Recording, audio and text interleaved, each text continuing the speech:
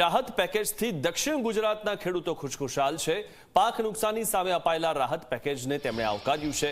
સુરતમાં નાયબ મુખ્યમંત્રી હર્ષ સંઘવીનું સ્વાગત કરવામાં આવ્યું। સરકારે પેકેજ જાહેર કરાતા ખેડૂતોમાં ખુશીનો માહોલ છે। મોટી સંખ્યામાં ખેડૂતોએ એકઠા થઈને હર્ષ સંઘવીનો આભાર માન્યો હતો અને સાથે જ મુખ્યમંત્રીનો પણ રાહત પેકેજ આપવા બદલ આભાર માન્યો। મારું નહીં ખેડૂતોનું સાલ અને સાફો પહેરાવીને સન્માન કરો તે વાત હર્ષ સંઘવીએ કરી છે। ત્યારે હર્ષ સંઘવીએ તેમને કીધું કે મારું નહીં પરંતુ ખેડૂતોને શાલ અને સાફો પહેરાવીને તેમનું સન્માન કરો।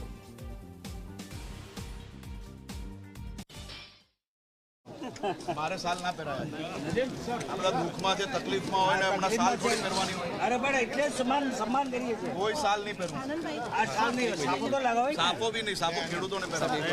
કોઈ તમારો પ્રેમ ઓછો છે, સાપો હમણાં આપણા ખેડૂતો જોડે ઉભો રહેવાનું છે આપણે।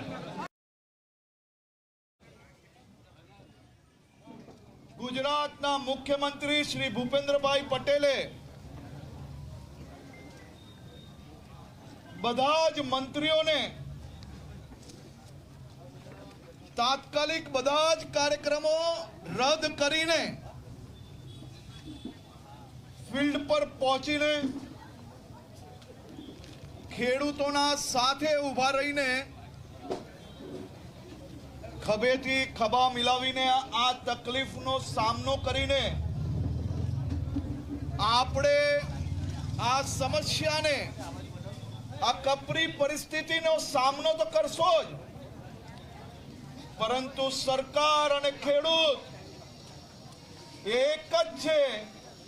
એક સાથે તમારી જે કપરી મહેનત છે એ મહેનતમાં સરકાર ક્યારેય દૂર ના હોઈ શકે તે માટે બધા જ મંત્રીઓને ઓફિસ છોડીને ખેતરોમાં ખેડૂત જોડે ભેગા થઈને એમની સહયોગ કરવાની સૂચના આપી હતી।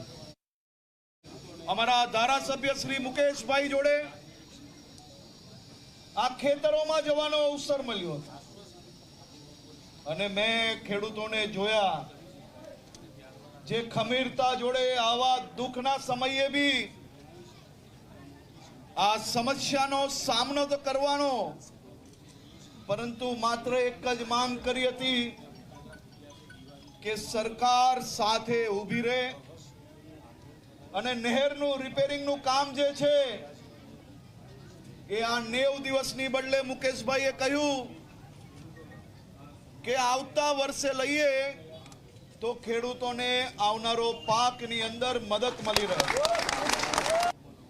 મુખ્યમંત્રી શ્રી જોડે હું ને મુકેશભાઈ અને મંત્રી શ્રી ઈશ્વરભાઈ ચર્ચા કરી, તાત્કાલિક નિર્ણય કાલે લેવાઈ ગયો અને આ નહેરનું રિપેરિંગનું આ વર્ષે કામ ઠેલવીને આવતા વર્ષે કરવામાં આવશે, જેથી તમને વધુમાં વધુ મદદગાર થઈ શકાય।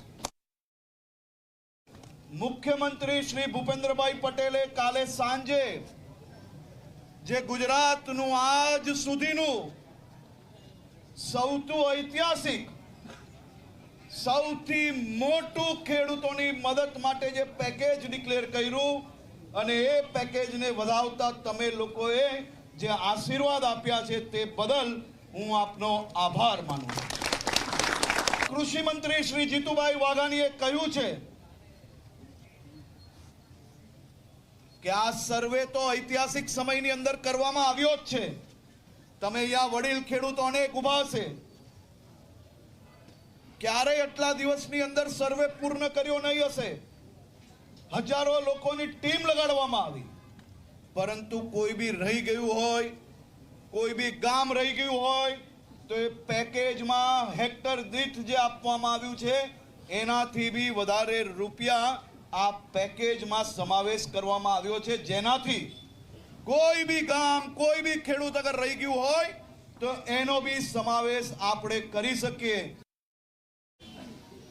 સર્વે કરવામાં આવ્યું, જે ઝડપથી પેકેજ આપવામાં આવ્યું એ ઝડપથી તમારી બેંકના એકાઉન્ટમાં મદદ પહોંચાડવાનો મક્કમ નિર્ધાર લીધો છે। હું કાલે બેઠકમાં હતો, મુખ્યમંત્રીશ્રીએ તમામ અધિકારીઓને સૂચના આપી છે કે ખેડૂતોને કચેરી તક ધક્કો ના ખાવો પડે તેવી વ્યવસ્થાઓ ઊભી કરજો। મારા સુધી કોઈ ફરિયાદ આવી તો ચલાવી નહીં લઈશ.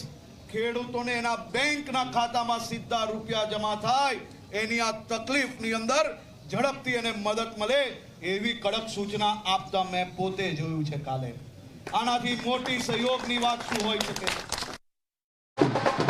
રાજ્યમાં જે રીતે કમોસમી વરસાદ વરસ્યો હતો જેને કારણે જે ખેડૂતો છે તે ખેડૂતોને પારાવાર નુકસાન જવા પામ્યું હતું. ડાંગર, શેરડી સહિતનો જે ઊભો પાક છે તે ઊભા પાકને નુકસાન જવા પામ્યું હતું. આ વચ્ચે રાજ્ય સરકાર દ્વારા એક મહત્વનો નિર્ણય કરવામાં આવ્યો છે. ઐતિહાસિક જે રાહત પેકેજ છે તે રાહત પેકેજની ઘોષણા કરવામાં આવી છે, જેને કારણે જે ખેડૂતો છે તે ખેડૂતોમાં હાલ ખુશીની જે લહેર છે તે લહેર જોવા મળી રહી છે. આપ સીધા દ્રશ્યો જોઈ શકો છો.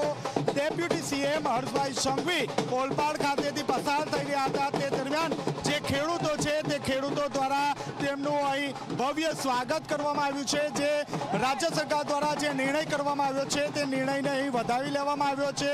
ઓલપાડના ધારાસભ્ય અને પૂર્વ મંત્રી મુકેશભાઈ પટેલ પણ તેમની સાથે છે. સાથોસાથ જે સાંસદ છે તે સાંસદ પણ તેમના ભવ્ય જે સ્વાગત સમારોહ છે તે સ્વાગત સમારોહમાં જોડાયા છે. આપ સીધા દ્રશ્યો જોઈ શકો છો.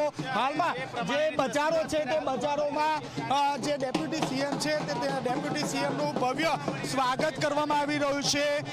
અંદાજિત 2.5 કિલોમીટર લાંબી જે લાઈનો છે તે લાઈનો અહીં જોવા મળી રહી છે. જે ખેડૂતો છે તે ખેડૂતો દ્વારા પુષ્પ વર્ષા કરીને ડેપ્યુટી સીએમ હર્ષભાઈ સંઘવીનું અહીં ભવ્ય સ્વાગત કરવામાં આવી રહ્યું છે. આપ જોઈ શકો છો જે ખેડૂતો છે તે ખેડૂતોમાં એક ઉત્સાહનો જે માહોલ છે તે જોવા મળી રહ્યો છે. અને જે રીતે મોડી સાંજે રાજ્ય સરકાર દ્વારા નિર્ણય કરવામાં આવ્યો હતો આ નિર્ણયને અહીં વધાવી લેવામાં આવ્યો છે અને ખેડૂતો દ્વારા ભવ્ય જે સ્વાગત છે તે કરવામાં આવ્યું છે. સુરત સહિત દક્ષિણ ગુજરાતની વાત કરીએ તો ખાસ કરીને ડાંગર અને શેરડીના પાકને ખૂબ જ નુકસાન જવા પામ્યું હતું.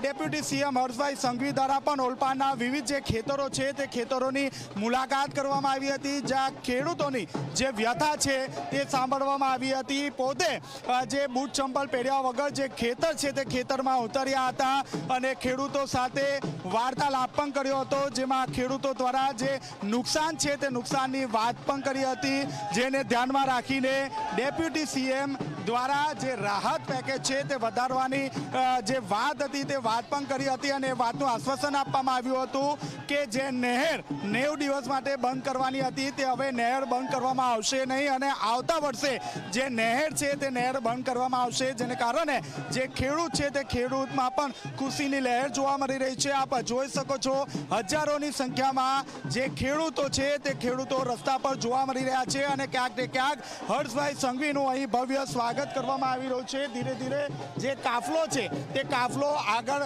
વધી રહ્યો છે અને મહત્વની વાત છે કે જે રીતે આ રાહત પેકેજની વાત કરવામાં આવી હતી અને ખેડૂતોને રાહત પેકેજ જ્યારે આપવામાં આવ્યું છે ત્યારે ફૂલ હારથી અહીં ભવ્ય જે સ્વાગત છે તે સ્વાગત કરવામાં આવી રહ્યું છે. કેમેરામેન પ્રશાંત